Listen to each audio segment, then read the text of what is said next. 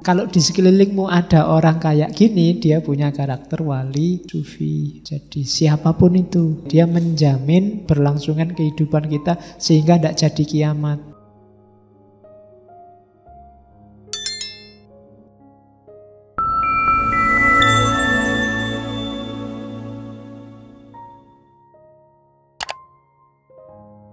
Oke, bismillah. Assalamualaikum warahmatullahi wabarakatuh. Bismillah, mari kita lanjutkan ngaji filsafat kita. Jadi kayak gimana sih cirinya wali sufi itu? Katanya Ibnu Arabi, yang pertama, kalau kamu ingin nyari orang yang memang wali, yang pertama apa? Yaitu orang yang hanya minta tolong dan minta perlindungan pada Allah saja. Tidak butuh dukungan, tidak butuh pertolongan siapapun. Tidak butuh massa, tidak butuh polisi, tidak butuh TNI. Dia sudah hanya Allah saja yang dia mintai pertolongan. Tidak bikin surat edaran untuk berangkat atau untuk melarang berangkat. Ya, jadi dia tidak butuh semua itu sudah. Tidak penting. Bagi dia yang penting Allah ridho padaku. Oke, jadi itu ciri yang pertama. Jadi hanya Allah saja pelindungnya. Yang kedua adalah yang tadi, orang yang taholak bi ahlakillah. Orang yang ya wis gampang-gampangane ahlaknya terpuji. Dalam hidupnya isinya hanya keutamaan-keutamaan. Sabar, penyayang, pemaaf. Kamu ngerti sendirilah orang baik dan orang yang tidak baik. Itu karakter kedua. Jadi kalau di sekelilingmu ada orang kayak gini, dia punya karakter wali sufi. Jadi siapapun itu, ya wali sufi itu kan kayak tadi insan kamil ya, dia menjamin keberlangsungan alam, keberlangsungan kehidupan kita sehingga tidak jadi kiamat. Jadi hari ini kan banyak teman-teman kita yang tawuran. Nah, kenapa kok ini semua sudah rusak, kok tidak kiamat-kiamat ya? Karena mungkin masih ada orang-orang yang karakternya wali sufi ini. Dialah yang menopang. Maka kalau ada ulama, kalau ada aulia yang meninggal, itu kan di hadis, di kitab kita banyak disebut itu bencana yang luar biasa. Berarti selangkah lebih dekat dengan kiamat. Jadi orang-orang ini, wali sufi ini kan yang nyambung kita sama yang di atas, sama Allah. Ini kalau HP itu, para wali sufi ini kayak towernya. Begitu towernya hilang, sinyalmu hilang. Kamu tidak bisa lagi nyambung sama providernya. Jadi maka hargailah orang-orang ini. Gara-gara mereka dunia ini tidak sampai kiamat, sampai hari ini. Ya, sekarang kan banyak yang tawuran-tawuran itu. Oke, harusnya umat Islam itu wasaton. Wasaton itu wasit. Cuma sekarang wasitnya ikut main.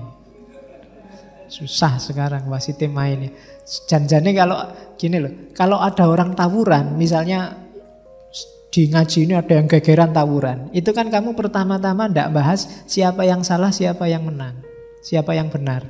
Tapi pertama-tama yang dilakukan apa? Dipisah, biar nggak tawuran, biar nggak pukul-pukulan, kan gitu. Itu namanya wasit. Jadi hari ini nggak ada yang misah. Jadi ada saudaramu tawuran, yang lain tidak misah, tapi satu pihak ini, kamu pihak siapa? Pihak sana, ayo tawuran sekarang ganti, kita beda pihak. Terus gitu, tidak ada yang misah. Harusnya naturalnya itu kalau ada saudaramu yang tawuran, pertama-tama jangan ribut siapa salah siapa benar dulu, dipisah sih. Baru dijernihkan persoalannya. Hari ini ada temennya tawuran, yang lain sorak-sorak terus mendukung A, mendukung B, tidak ada yang mau misah. Itu menurut saya problemnya di situ. Akhirnya ya tetap tawuran. Oke, yang selanjutnya kok sampai situ. Terus orang yang selalu menyucikan dirinya lahir dan batin. Kenapa kok tidak batin saja penting? Iyalah, lahir penting no. Batinmu nggak dapat tempat yang layak kalau lahirnya rusak. Lahir juga penting. Ya dipelihara lahir, tetap butuh makan, butuh tidur. Meskipun jangan makan berlebihan, tidur berlebihan. Harus tetap diopeni. Kalau kita kan yakin jasad lahiriah itu titipannya Allah. Usahakan titipan ini jangan disia-siakan. Besok kembalikan dalam kondisi baik.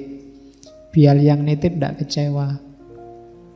Ya, jadi kalau kamu suka melekan, menyiksa tubuhmu dengan tidak tidur, itu hati-hati. Nanti jangan-jangan yang nitip kecewa. Hiduplah yang tertib. Waktunya makan ya makan. Kalau tidak punya uang ya utang. Ya bilang ke temenmu, "Mbok aku utang duitnya ini loh, mau ngopeni titipannya Allah ini loh." Jadi masa nggak boleh kan gitu. Terus orang yang selalu bersyukur apapun yang menimpa dirinya. Alhamdulillah.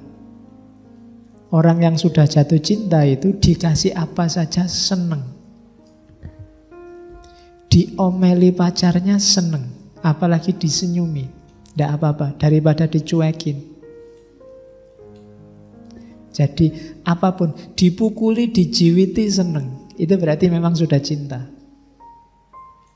Beda sama dagang. Kalau dagang itu dikasih nggak enak nggak mau, maunya dikasih yang enak baru terima kasih. Kita selama ini masih begitu sama Allah. Kalau dikasih enak-enak, kita baru alhamdulillah, wasyukurulillah, terus begitu. Begitu dapat nggak enak, gerundel, mengeluh. Apa dosaku? Apa salahku? Kan kita selalu begitu ya. Ndak, orang yang makomnya wali sufi, ndak ada yang tidak menyenangkan bagi dia kalau itu datangnya dari Allah. Dalam bentuk apapun. Ya berat ya. Terus orang yang muhsin, ini yang saya bilang di awal tadi, orang yang tidak merasa dirinya sudah cukup baik, maka dia ingin memperbaiki diri terus. Tidak merasa final bahwa akulah yang paling benar. Tapi dalam pikirannya, siapa tahu aku masih salah. Siapa tahu dalam kebenaran yang aku yakini ada ketidakridhoan dari Allah. Siapa tahu tersisip di situ riya, sombong, sum'ah, ujub, macam-macam. Jadi dia selalu hati-hati, selalu ingin lebih baik terus. Namanya muhsin. Tidak sekedar mukmin atau muslim. Jadi orang ini ingin memperbaiki diri terus. Oke. Dan yang terakhir cirinya wali sufi adalah menghadirkan Allah senantiasa dalam detak jantungnya, dalam setiap langkahnya, setiap kata-kata omongannya dan seterusnya. Itu cirinya wali sufi. Jadi dia yakin Allah hadir dalam hatinya, di mulutnya waktu dia ngomong, di pikirannya waktu dia mikir. Ini bikin orang hati-hati. Gak ngomong sembarangan. Malu sama Allah. Karena Allah ada di situ. Bahkan dia hadir lebih dekat dari ulat leher kita. Bikin kita hidupnya terjaga. Itu wali sufi. Ada apa-apa dikembalikan ke Allah. Jadi tidak mengeluh, tidak sumpek. Ada cerita seorang wali yang putranya ini diganggu terus sama orang lain. Difitnah, diceritakan jelek, dikabarkan jelek. Terus anaknya ini mengadu ke ayahnya yang wali ini. Pak, itu orang itu gimana ya, kok aku dikerjain terus, aku difitnah terus, disusah-susah terus hidupku. Jawabannya wali ini, alhamdulillah nak, masih ada orang yang menyempatkan dirinya, menghabiskan energinya untuk meninggikan derajatmu. Terima kasihlah padanya. Jadi kalau ada yang gitu, kamu jawabannya bisa dipakai. Jadi iya kan, loh, ketika orang mencelamu, melecehkanmu, merendahkanmu, ini kan secara ya dalam dunia sufi itu yang untung besar itu dirimu. Maka terima kasihlah padanya. Dia mau loh menghabiskan energinya untuk berpikir, untuk bertindak, untuk ngomong tentang dirimu. Alhamdulillah, matur nuwun. Ya kan? Ya kalau bahasa teologisnya kan ketika orang menjelekkanmu maka pahala dia dikasihkan ke kamu. Dosamu dikasihkan ke dia. Kan logika ini kan bisa main dan terima kasihlah padanya. Dia mau bercapek-capek ria tanpa dibayar, tanpa dikasih imbalan apa-apa, ngasih kamu pahala, ngasih kamu kemuliaan. Itu wali sufi namanya. Cuma mental kayak gini saya tidak tahu masih hidup apa enggak hari ini. Ya. Sekarang kita menjual diri kita masing-masing sangat tinggi, sangat mahal. Jadi ya semoga hidup kita tidak dimahalkan oleh Allah. Apa-apa jadi susah. Oke. Ini yang saya bilang, setengah jam ke depan kita bahas ini. Di sekeliling kita, ini sering saya bilang ya, hati-hati memposisikan diri, jangan-jangan kita berhadapan dengan orang yang dicintai oleh Allah, walinya Allah, temannya Allah. Ini saya ambil dari bab 73, dari 560 bab.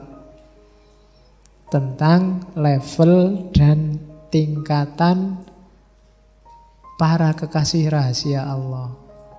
Ini uniknya, kadang-kadang walinya sendiri tidak ngerti kalau dia wali.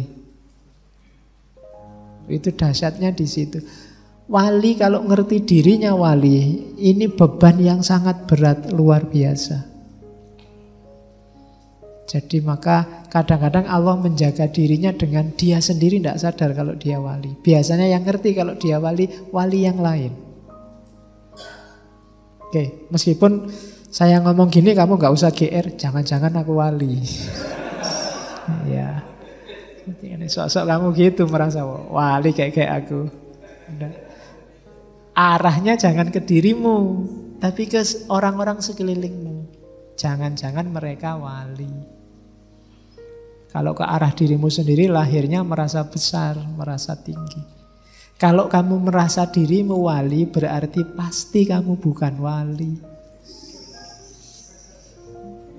Rumusnya memang begitu. Ketika kamu merasa dirimu wali berarti ada rasa tinggi dalam dirimu. Pasti kamu bukan wali. Nah, justru lah iya Pak, saya ini tidak merasa diriku wali. Jangan-jangan saya wali, ya padha wae. Buletnya di situ lagi nanti. Wis ndak usah mikir ke situ lah.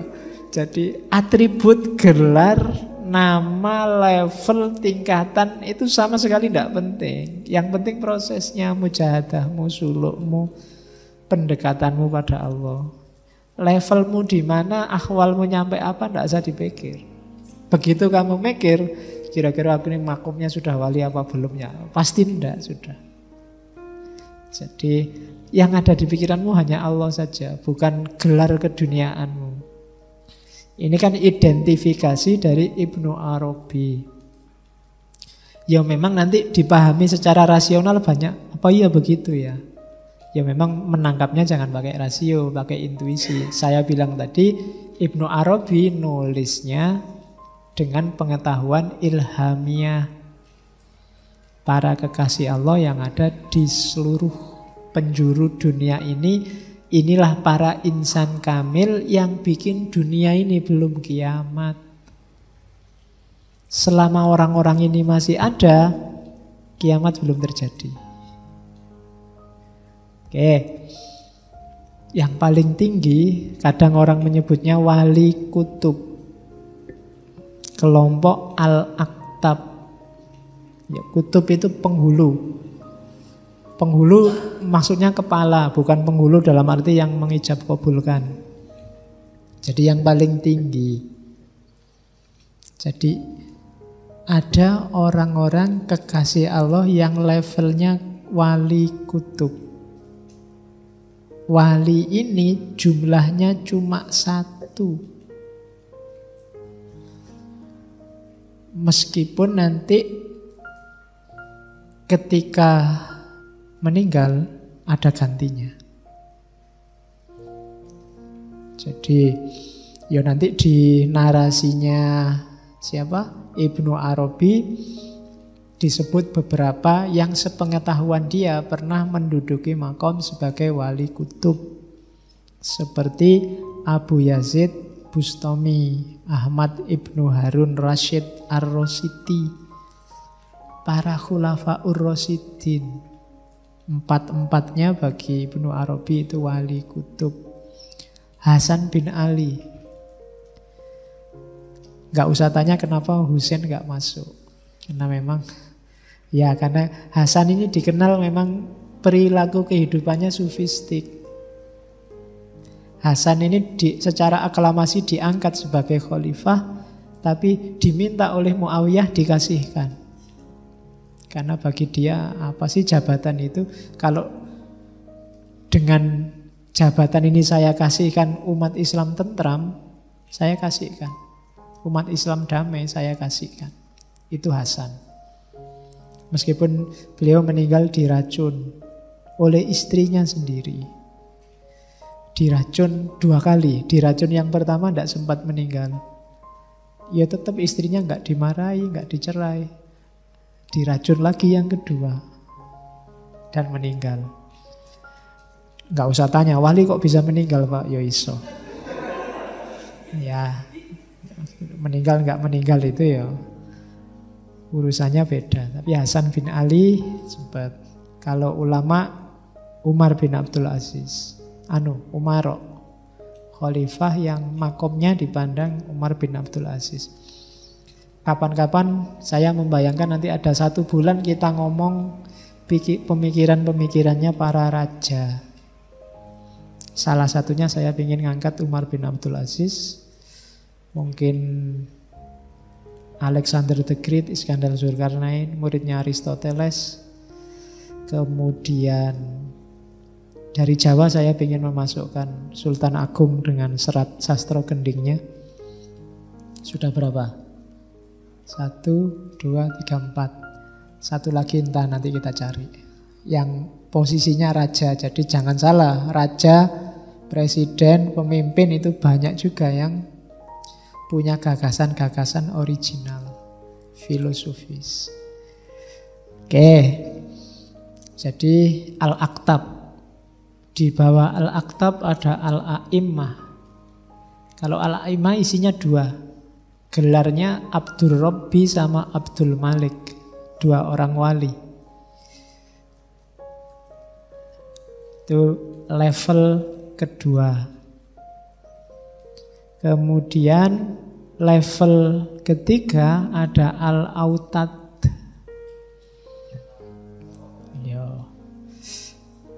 Oke ya. Al-Autad itu artinya cagak, tiang, pasak. Ya. Al-Autad ini jumlahnya 4. Adanya di 4 penjuru mata angin, barat, utara, timur, selatan. Jadi di barat juga ada wali, jangan salah. Tidak cuma di timur. Ya entah siapa beliaunya kita tidak tahu. Jadi porosnya ada di Ka'bah. Autad ini dalam catatannya Ibnu Arabi pernah di antara wali Autad ini perempuan. Ya siapa ngerti di antara yang di sini ada yang wali perempuan. Oke, cuma tidak usah merasa wali. Nanti penyakitnya kembali lagi. Gelarnya 4 orang ini ada Abdul Hayy, ada Abdul Halim, ada Abdul Qadir, dan Abdul Murid. Ibnu Arabi cerita, kami pernah ketemu orang di Maroko. Jadi seorang di antaranya tinggalnya di Maroko. Sedang ngumpul, mereka tinggal di utara, di timur, di barat, di selatan bumi. Ini mereka yang menjaga keseimbangan alam, sehingga tidak jadi kiamat. Namanya Al-Autad. Ada lagi wali abdal. Badal ini pengganti. Jadi jumlahnya 7. Menjaga 7 wilayah di bumi. Saya tidak tahu 7 wilayah itu pembagiannya bagaimana. Yang jelas bukan benua Asia, benua Amerika, benua Eropa, tidak. Ada kategori pembagiannya sendiri. Nanti itu Ibnu Arabi cerita ada wali abdal yang namanya Abdul Majid bin Salamah. Ada orang bernama Abdul Majid bin Salamah tanya pada seorang wali abdal namanya Mu'adz bin Ashrah. Gimana sampean kok bisa jadi wali abdal? Katanya dia jadi wali abdal itu yang pertama karena sering lapar, gemar beribadah di malam hari, suka diam dan mengasingkan diri. Bukan kita banget. Ya. Kita kebalikannya semua. Kalau kita suka makan-makan, ya. Kalau malam sukanya tidur, kemudian suka kalau ada rame-rame, pesta-pesta, banyak teman. Kebalikannya. Sekarang kita menghadirkan teman kan sering tidak pakai fisik, tapi pakai WA sama Facebook. Sama aja, berarti kita tidak suka kesendirian, sukanya keramaian. Nah, berarti kalau seandainya kita wali, pasti bukan wali abdal. Mungkin wali yang lain, wali murid atau wali. Oke, ada An-Nuqaba. An-Nuqaba ini, ya, nakib itu artinya kepala kaum. Jumlahnya 12. Jadi, di antara cirinya wali Nuqaba ini syariatnya kuat. Jadi patuh pada syariat, tapi juga dia bisa membaca pengetahuan-pengetahuan rahasia.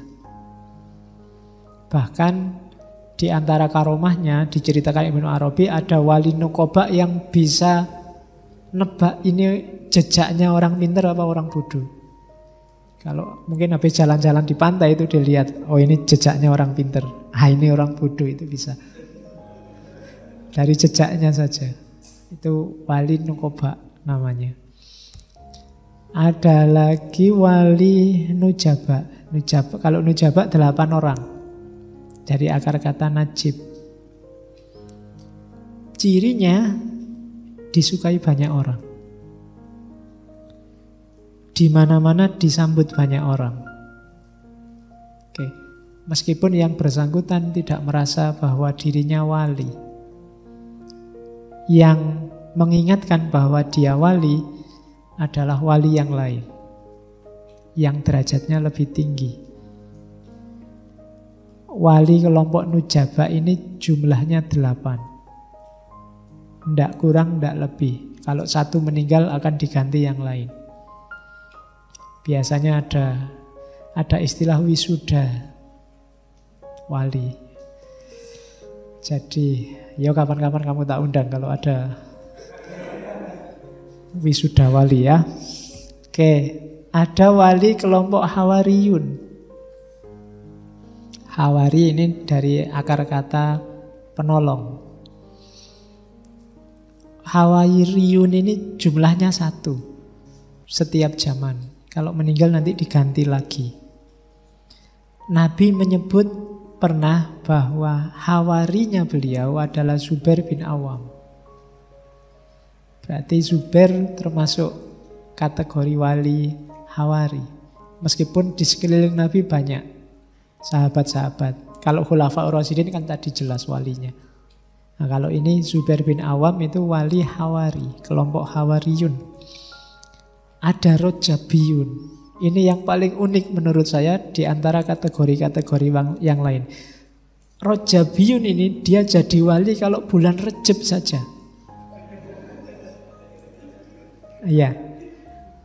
Orang-orang ini biasanya di bulan Rejab dia akan jatuh sakit. Dan saat dia sakit dia akan dapat banyak sekali ilham, banyak sekali isyarat dari Allah. Jadi sampai nanti akhir bulan. Kalau bulan Rajab selesai dia. Cuma ya dengan bekal wawasan ilhamiah yang sangat banyak yang diperoleh saat dia sakit di bulan Rajab. Ya meskipun kalau kalian besok bulan Rajab sakit, tidak usah mikir, wah iki aku ya arep dadi wali ini Rajab-Rajab kok pilek. Wah ini jangan-jangan saya wali Rajabiyun. Ndak di situ. Pokoknya ndak usah mikir dirimu wali lah. Oke, jadi wali-wali Rajabiyun ini juga banyak yang tidak paham kalau dirinya wali. Cuma dia nanti akan banyak sekali dapat petunjuk dari Allah yang datangnya di bulan Rajab ini. Nanti bulan Rajabnya pergi, sudah kembali seperti sedia kala. Kayak orang biasa, normal. Namanya Rajabiyun. Ada kelompok Khotamiyun. Ibnu Arabi sendiri bilang bahwa akulah penutup para wali. Dia pernah bilang begitu. Itu menunjukkan bahwa dia termasuk jenis khotamiyun. Jumlah ini hanya ada seorang. Dan setelah wali khotamiyun ini terus Nabi Isa datang. Wali yang terakhir. Ini jenis wali khotamiyun. Selanjutnya, masih panjang sebenarnya, ada sekelompok manusia kekasih Allah yang misterius namanya Rijalul Ghaib. Jumlahnya 10 orang di setiap masa. Jadi orang ini cirinya biasanya lembut, lemah lembut jasmani rohaninya. Jadi kalau ngomong tidak bisa ngomong keras. Orangnya misterius, tidak banyak orang kenal, kecuali mereka memperkenalkan dirinya. Oke, jadi ya karena misterius, jarang orang ngerti. Oke ya, namanya Rijalul Ghaib, jumlahnya 10 orang. Ada Rijalul Quwah Al-Ilahiyah. Kalau Rijalul Quwah Al-Ilahiyah jumlahnya 8. Cirinya wali di kelompok ini adalah orang-orang ini cirinya adalah tegas. Bukan keras ya, tegas. Jadi kukuh pada kebenaran. Oke, katanya Ibnu Arabi di kota Fes, Maroko, ada orang namanya Abu Abdullah Al-Dakok. Dia salah seorang wali yang masuk Rijalul Quwah Al-Ilahiyah. Tegas itu maksudnya punya prinsip, tidak mencela-menceli. Meskipun tidak keras, gayanya tetap lemah lembut. Tidak ada wali yang kasar, nggak ada wali yang keras. Oke, terus ada Rijalul Hanan wal Atfil Ilah. Orang-orang ini dikenal sebagai para pecinta Tuhan. Jumlahnya 15 orang. Cirinya sangat penyayang terhadap sesama. Itu Rijalul Hanan wal Atfil Ilah. Terus ada Rijalul Haibah wal Jalal. Jumlahnya 4 orang. Orang-orang ini orang luar biasa, cuma tidak ada yang kenal di bumi. Orang-orang ini terkenalnya di langit, populer di kalangan malaikat. Ya, jadi dia idolnya para malaikat, bukan manusia di bumi. Cirinya lemah lembut, dan orang akan tunduk kalau ketemu dia, tanpa dia menundukkan.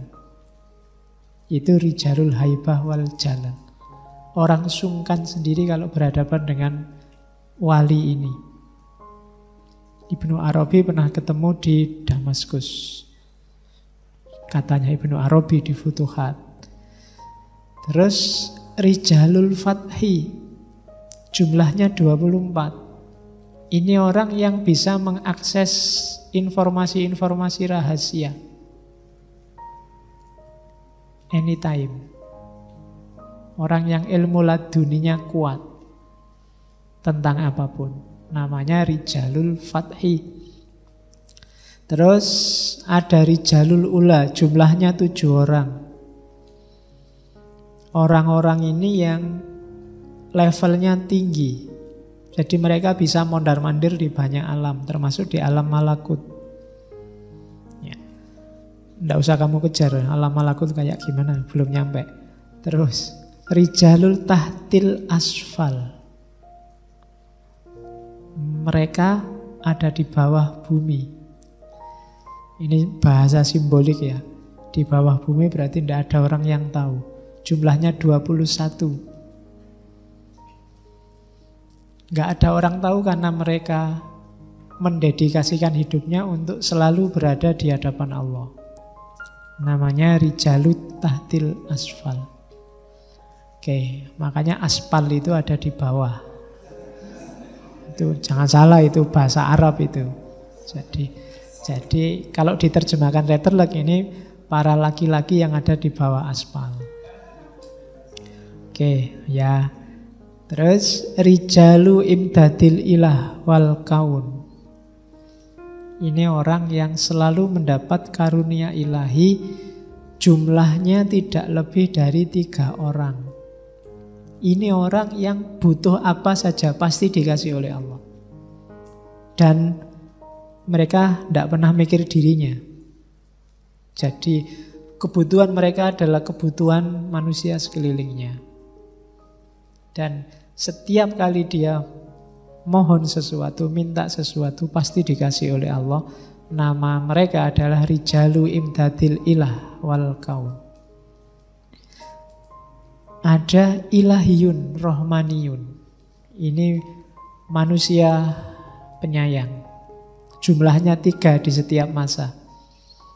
Oke, karakternya agak mirip wali abdal. Katanya Ibnu Arabi.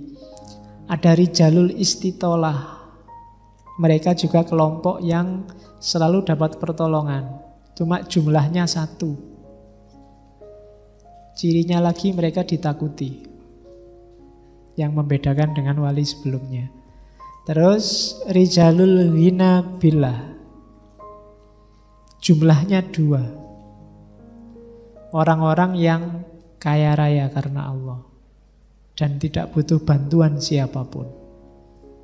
Ini wali. Rijalul Ghina Billah. Ada Rijalu Ainit Tahkim wal Zawaid. Jumlahnya 10. Cirinya rajin ibadah. Mereka juga kekasihnya Allah. Ada Rijalul Istiqoq. Orang yang selalu rindu dengan Allah. Karena selalu rindu dengan Allah, di antara cirinya adalah senang sekali sholat. Siang malam. Ya, kalau kamu kan agak gimana gitu kalau sholat. Kalau mereka senang. Sholat bagimu, mungkin bagi saya juga kan masih beban. Lagi enak-enaknya tidur kok sholat, lagi enak-enaknya ngobrol kok sholat. Jadi rasanya beban. Tapi kelompok Rijalul Istiqoq ini, dia sukanya sholat. Nggak boleh ada waktu lowong, sholat aja. Nggak boleh. Karena sholat itu ketemu sama Allah. Kenapa dia rajin sholat? Karena dia sangat cinta sama Allah. Ketemu sama yang dicintai itu kan senang. Maka dia ingin ketemu terus.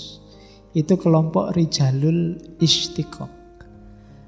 Ada kelompok Al-Mulamatiyah. Ini cirinya hati-hati dalam syariat.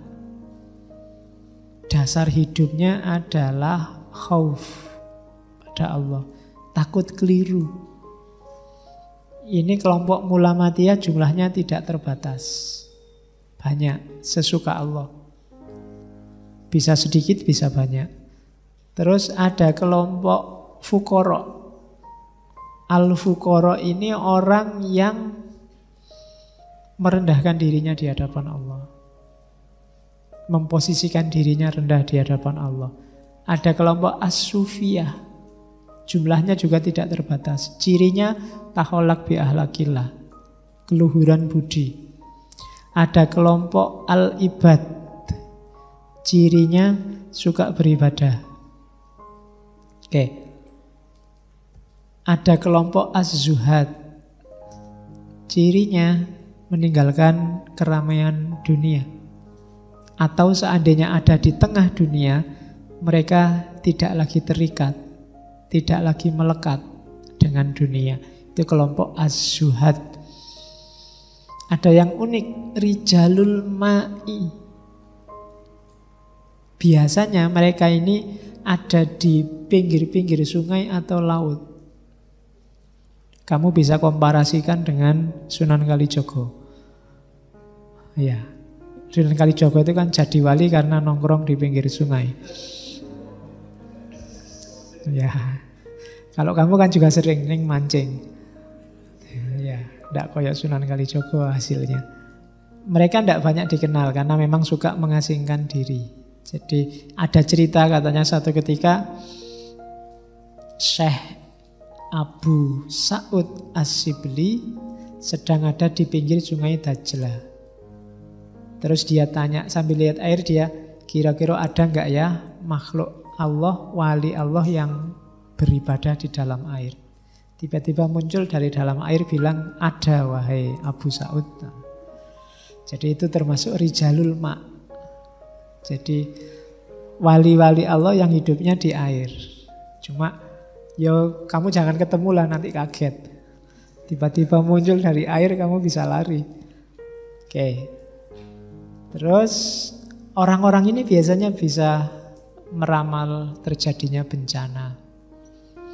Mungkin kalau mau ada tsunami, kalau mau ada bencana, orang-orang yang di pinggir sungai mungkin ada yang ngasih informasi tanpa mereka sadari. Dari kelompok rijalul ma'. Ada al-afrod. Al-afrod ini wali yang kedudukannya tinggi. Di antaranya Syekh Muhammad Al-Awani, temannya Syekh Abdul Qadir Jailani. Ada al-umana. Ini orang-orang yang mendapat amanah. Para pejabat misalnya, itu kan al-umana. Tapi mereka wali makomnya.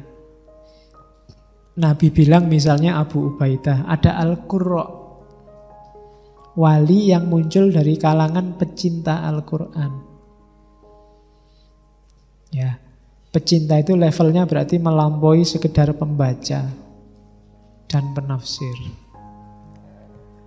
Ada Al-Ahbab, jumlahnya tidak terbatas.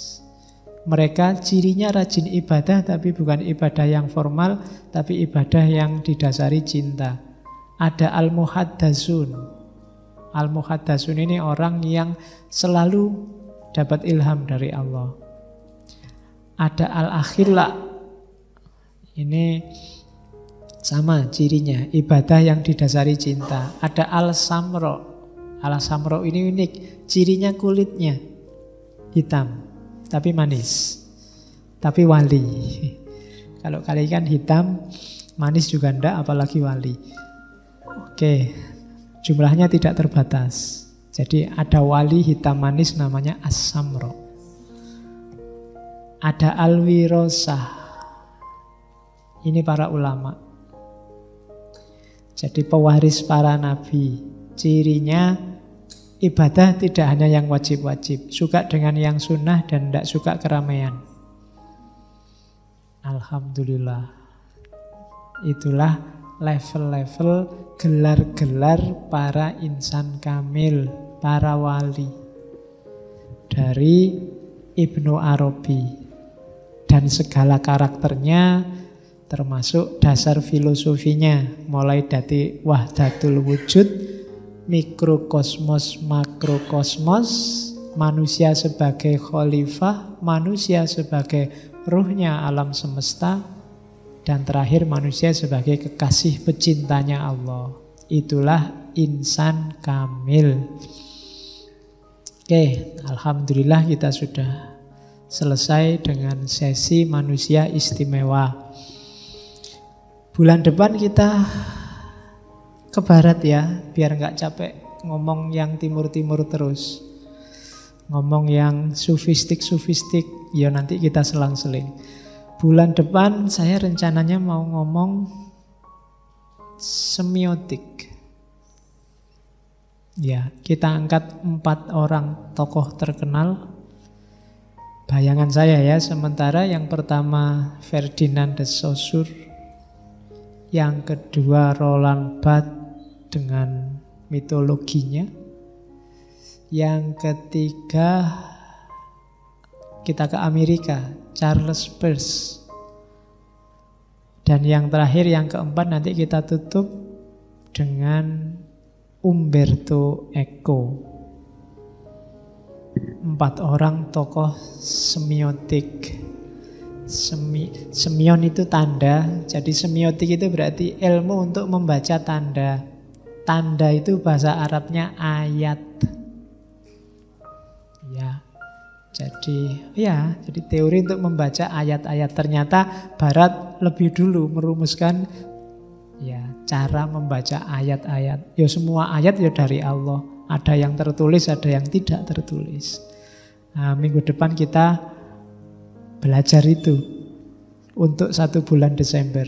Temanya semiotik. Kita ketemu de Saussure, kita ketemu Roland Barthes, kita ketemu Charles Peirce dan Umberto Eco. Ya tokohnya banyak. Nanti kapan-kapan semiotik jilid 2. Biar enggak kamu melayang terus belajar tradisi timur.